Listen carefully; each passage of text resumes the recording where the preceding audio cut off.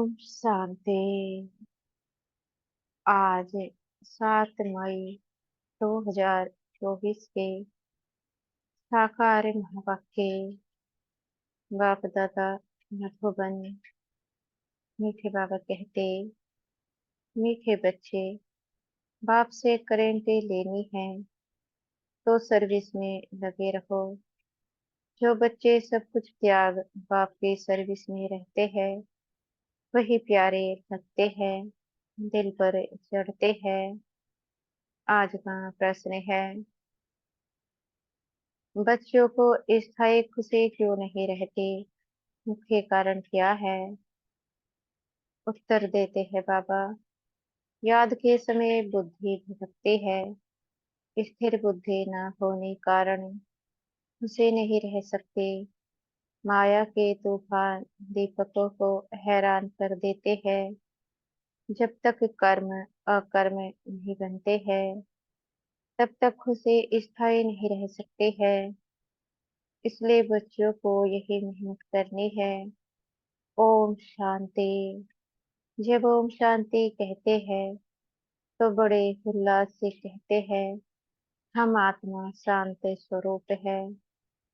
अर्थ कितना सहज है।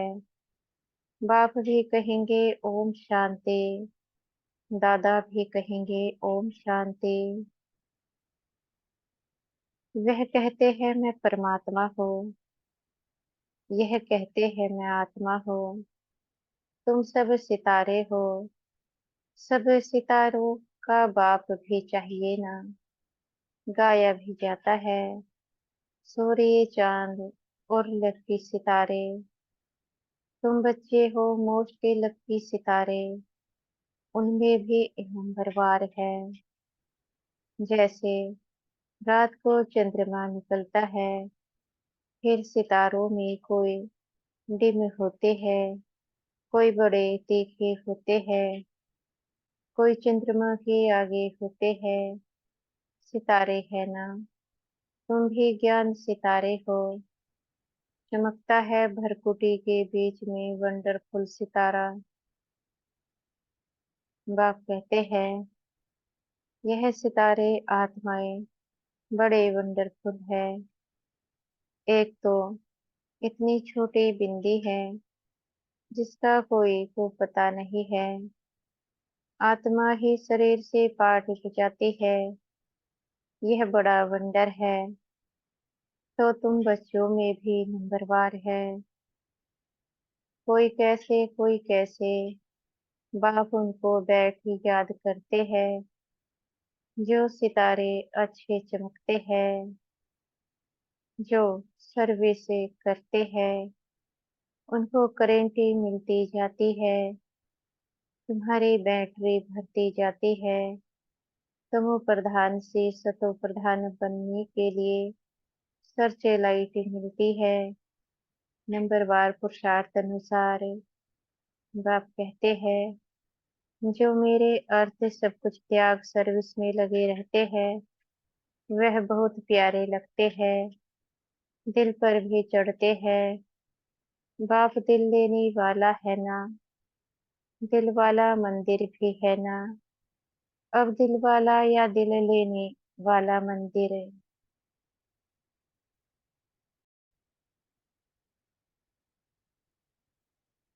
तुमने देखा है ना, प्रजापिता ब्रह्मा बैठा है ना। जरूर उनमें शिव बाबा की प्रवेशता है। और फिर तुम देखते भी हो, ऊपर में स्वर्ग की स्थापना भी है। नीचे बच्चे तपस्या में बैठे हैं। यह तो छोटा मॉडल रूप में बनाया हुआ है। तो जो बहुत अच्छी सर्विस करते हैं, बहुत मददगार है, महारते घोड़े सवार प्यादे है ना। यह मंदिर यादगार बहुत अच्छा एक्यूरेट बना हुआ है।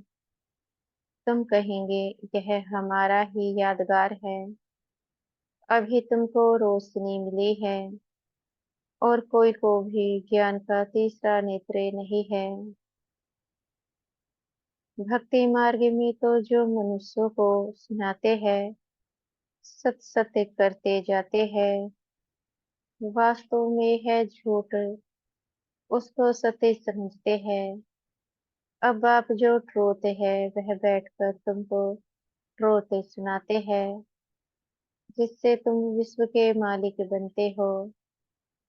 बाप तो कुछ भी मेहनत नहीं कराते हैं, सारे झाड़ का राज तुम्हारे बुद्धि में बैठ गया है।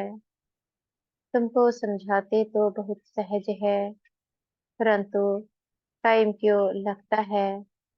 नॉलेज का वर्षा लेने में टाइम नहीं लगता, टाइम लगता है पवित्र बनने में। मुख्य है याद की यात्रा। यहाँ तुम आते हो तो यहाँ अटेंशन जास्ती होता है। याद की यात्रा में घर में जाने से इतना नहीं रहता। यहाँ सब नंबरवार है, कोई तो यहाँ बैठे होंगे, बुद्धि में यही नशा होगा। हम बच्चे वह बाप है, बेहद का बाप, और हम बच्चे बैठे हैं। तुम बच्चे जानते हो, बाप इस शरीर में आया हुआ है, दिव्य दृष्टि दे रहे हैं, सर्विस कर रहे हैं, तो उस एक को ही याद करना चाहिए, और कोई तरफ बुद्धि जानी नहीं चाहिए। संदेह से पूरी रिपोर्ट दे सकती है, किसकी बुद्धि बाहर भटकती है, कौन क्या करते हैं, किसको झुटका आता है, सब बता सकते हैं।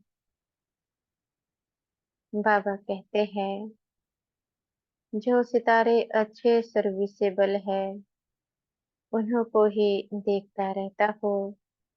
बाप का लव है ना, स्थापना में मदद करते हैं।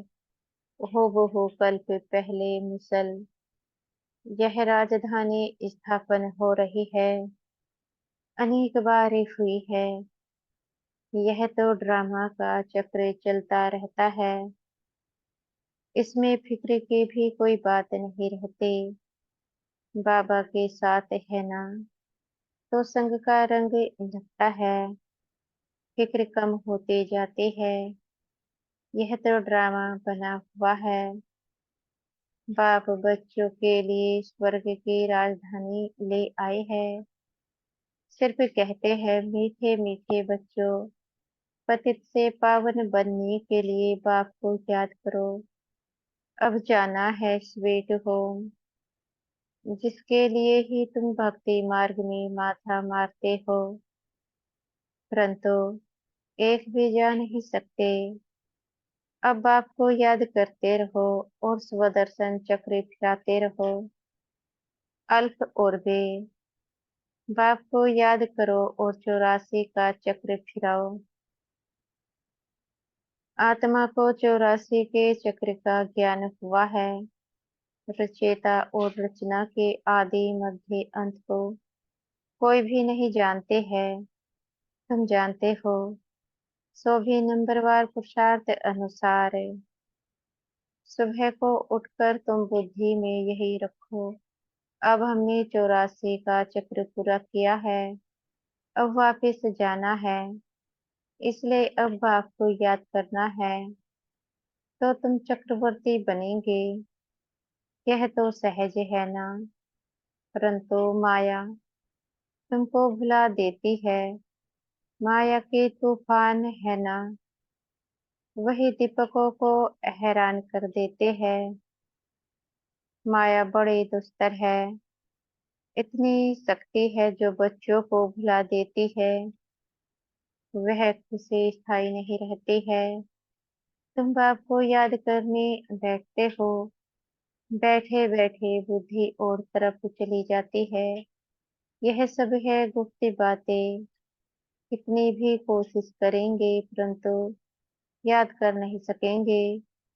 फिर कोई की बुद्धि भटक भटक कर स्थिर हो जाती है, कोई फट से स्थिर हो जाते हैं, कोई से तो कितना भी माथा मारो तो भी बुद्धि में ठहरता नहीं। इसको माया की युद्ध कहा जाता है। कर्म अकर्मी बनाने के लिए कितनी मेहनत करनी पड़ती है। वह तो रावण राज्य ही नहीं, तो कर्म भी नहीं होते, माया होते ही नहीं, जो उल्टा कर्म कराए। रावण और राम का खेल है। आधा कल्प है राम राज्य, आधा कल्प है रावण राज्य। दिन और रात संगम युग पर सिर्फ ब्राह्मण ही होते हैं। अब तुम ब्राह्मण समझते हो, रात पूरी हो दिन शुरू होना है।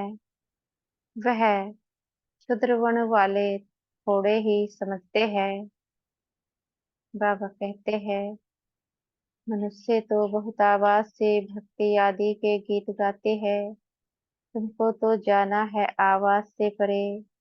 तुम तो अपने बाप की ही याद में मस्त रहते हो। आत्मा को ज्ञान का तीसरा नेत्र मिला है। आत्मा समझती है, अब आपको याद करना है। भक्ति मार्ग में शिव बाबा तो करते आए हैं। शिव के मंदिर में शिव को बाबा जरूर कहते हैं।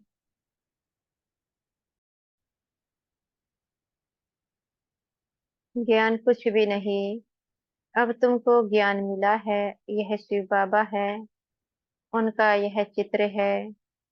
वह तो लिंग ही समझते हैं। अब तुमको तो ज्ञान मिला है। वह लिंग के ऊपर जाकर लोटी चढ़ाते हैं। अब बाप तो है निराकार, निराकार के ऊपर लोटी चढ़ाएंगे। वह क्या करेंगे, साकार हो तो स्वीकार भी करे। निराकार पर दूध आदि चढ़ाएंगे। वह क्या करेंगे, बाप कहते हैं, दूध आदि जो चढ़ाते हो वह तुम ही पीते हो। भोग आदि भी तुम ही खाते हो। यह तो मैं सम्मुख हूं ना। आगे इनडायरेक्ट करते थे, अभी तो डायरेक्ट है। नीचे आकर पाठ बजा रहे हैं, सर्च लाइट दे रहे हैं। बच्चे समझते हैं, मधुबन में बाबा के पास जरूर आना चाहिए। वहाँ हमारी बैटरी अच्छी चार्ज होती है। घर में तो गोरख धंधे आदि में अशांति ही अशांति लगी हुई है। इसमें सारे विश्व में अशांति है। तुम जानते हो, अभी हम शांति स्थापन कर रहे हैं योग बल से। बाकी राजाई मिलती है पढ़ाई से। कल्प पहले भी तुमने यह सुना था, अब भी सुनते हो। जो कुछ एक्टिव होती है फिर भी होगी। बाप कहते हैं, कितने बच्चे आश्चर्यवती भागंती हो गए। मुझ मासूम को इतना याद करते थे, अब मैं आया हूँ तो फिर छोड़कर चले जाते हैं। माया कैसा थप्पड़ लगा देती है। बाबा अनुभवी तो है ना। बाबा को अपनी सारी हिस्ट्री याद है। सिर पर टोपी, नंगे पांव दौड़ता था। मुसलमान लोग भी बहुत प्यार करते थे, बहुत खातिरी करते थे। मास्टर का बच्चा आया, जैसे गुरु का बच्चा आया। बाजरे का ढोडा खिलाते थे। यहाँ भी बाबा ने 15 दिन प्रोग्राम दिया था, ढोडा और छाछ खाने का। और कुछ भी नहीं बनता था। बीमार आदि सबके लिए यही बनता था। किसको कुछ भी हुआ नहीं, और ही बीमार बच्चे भी तंदुरुस्ती हो गए। देखते थे आसक्ति टूटी हुई है। यह नहीं होना चाहिए, या यह चाहिए। चाहना को चोहरा अर्थात जमादार कहा जाता है। यहाँ तो बाप कहते हैं, मांगने से मरना भला। बाप ही जानते हैं बच्चों को क्या देना है। जो कुछ देना होगा वह खुद ही देंगे। यह सब ड्रामा बना हुआ है। बाबा ने तो पूछा था ना। बाप को जो बाप भी समझते हैं और बच्चा भी समझते हैं, वह हाथ उठाए। तो सबने हाथ उठाया। हाथ तो झट उठा देते हैं। जैसे बाबा पूछते हैं लक्ष्मी नारायण कौन बनेंगे, तो झटे हाथ उठाएंगे। यह पारलौकिक बच्चा भी जरूर ऐड करते हैं। यह तो माँ बाप की बहुत सेवा करते हैं। 21 जन्म का वर्षा देते हैं। बाप जब वानप्रस्थ में जाते हैं, तो फिर बच्चों का फर्ज है बाप की संभाल करना। वह जैसे सन्यासी बन जाते हैं, जैसे इनका लौकिक बाप था। वानप्रस्थ अवस्था हुई तो बोला हम जाकर बनारस में सत्संग करेंगे, हमको वहां ले चलो, हिस्ट्री सुनाना। तुम हो ब्राह्मण प्रजापिता, ब्रह्मा कुमार कुमारियां। प्रजापिता ब्रह्मा है, ग्रेट ग्रेट ग्रैंड फादर, सबसे पहला पत्ता है मनुष्य सृष्टि का। इनको ज्ञान सागर नहीं कहा जाता। न ब्रह्मा विष्णु शंकर ही ज्ञान के सागर है। शिव बाबा वह है बेहद का बाप। तो उनसे वर्षा मिलना चाहिए ना। वह निराकार परम पिता परमात्मा कब कैसे आया, उनकी जयंती मनाते हैं। यह कोई को पता नहीं। यह तो गर्भ में नहीं आते हैं, समझाते हैं। इनमें प्रवेश करता हो बहुत जन्मों के अंत में। वानप्रस्थ अवस्था में मनुष्य जब संन्यास करते हैं, तो उनकी वानप्रस्थ अवस्था कही जाती है। तो अब बाप तुमको कहते हैं, बच्चे तुमने पूरे 84 जन्म लिए। यह है बहुत जन्मों के अंत का जन्म। हिसाब तो जानते हो ना। तो मैं इनमें प्रवेश करता हूँ, कहाँ आकर बैठता हूँ। इनकी आत्मा जहाँ बैठी है, इनके बाजू में आकर बैठता हूँ। जैसे गुरु लोग अपने शिष्य को बाजू में गद्दी पर बिठाते हैं, इनका भी स्थान यहाँ है, मेरा भी यहाँ है। कहता हो, हे आत्माओं माँ में कम याद करो, तो पाप विनाशी हो जाएंगे। मनुष्य से देवता बनना है ना। यह है राजयोग। बाबा कहते हैं, नहीं दुनिया के लिए जरूर राजयोग चाहिए। बाप कहते हैं, मैं आया हूँ आदि सनातन देवी देवता धर्म का फाउंडेशन लगाने। गुरु लोग अनेक है, सतगुरु एक है। वही सत्य है, बाकी तो सब झूठ है। तुम जानते हो, एक है रुद्र माला, दूसरी है वैजंती माला विष्णु की। उसके लिए तुम पुरुषार्थ करते हो। बाप को याद करो तो माला का दाना बनेंगे। जिस माला का तुम भक्ति मार्ग में सिमरन करते हो, परंतु जानते नहीं हो कि माला किसकी है, ऊपर में फूल कौन है, फिर मेरू क्या है, दानी कौन है। जिसकी माला फेरते हैं समझते हैं, जिसकी माला फेरते हैं समझते कुछ नहीं। ऐसे ही राम राम कहते माला फेरते रहते हैं। राम राम कहने से समझते हैं सब राम ही राम है। सर्वव्यापी के बात का अंधियारा इससे निकला है। माला का अर्थ ही नहीं जानते।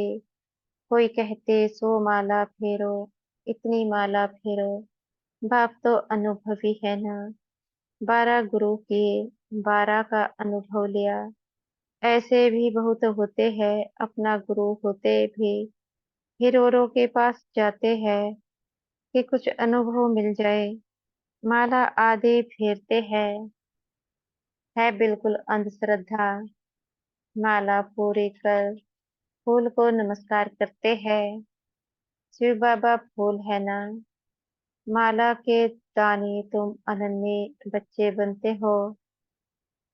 तुम्हारा फिर सिमरन चलता है, उनको कुछ भी पता नहीं।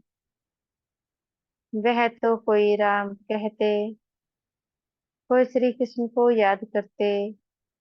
अर्थ कुछ भी नहीं, श्री कृष्ण शरणम कह देते। बाबा कहते हैं, श्री कृष्ण शरणम कह देते। अब वह तो सतयुग का प्रिंस था, उनकी शरण कैसे लेंगे। शरण तो बाप के लिए जाती है। तुम ही पूज्य फिर पुजारी बनते हो। 84 जन्म ले पतित बने हो, तो शिव बाबा को कहते हैं, हे फूल हमको भी आप समान बनाओ।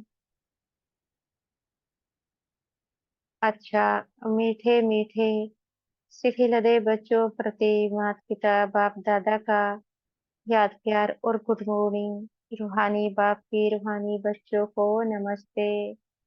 हम बच्चों के भी मीठे प्यारे बाप दादाजी को याद प्यार गुड मॉर्निंग और नमस्ते। धारणा के लिए मुख्य सार पहला पॉइंट है, किसी भी प्रकार की चाहना नहीं रखनी है, आसक्ति खत्म कर देनी है। बाबा जो खिलाए तुम्हें डायरेक्शन है, मांगने से मरना भला। दूसरा पॉइंट है, बाप की सर्च लाइट लेने के लिए एक बाप से सच्चा लव रखना है। बुद्धि में नशा रहे कि हम बच्चे हैं, वह बाप है। उनकी सर्च लाइट से हमें तमो प्रधान से सतो प्रधान बनना है। आज का वरदान है, हमारे सतगुरु जी हमें आज का वरदान दे रहे हैं। रहम की भावना द्वारा निमित्त भाव से सेवा करने वाले सर्व लगाओ मुक्त भव। रहम की भावना द्वारा निमित्त भाव से सेवा करने वाले सर्व लगाओ मुक्त भव।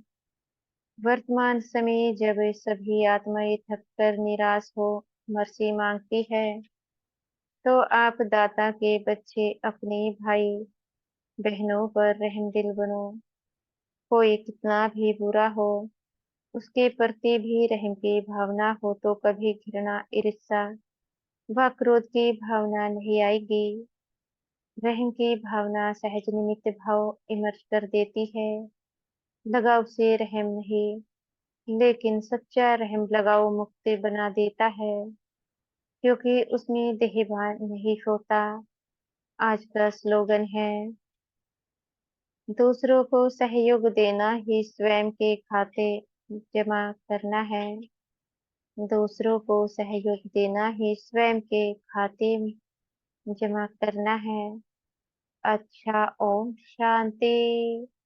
शुक्रिया हमारे मीठे प्यारे बाबा दादाजी का, मीठे टीचर जी का, मीठे सतगुरु जी का, आपका बेहद का शुक्रिया। ओम शांति।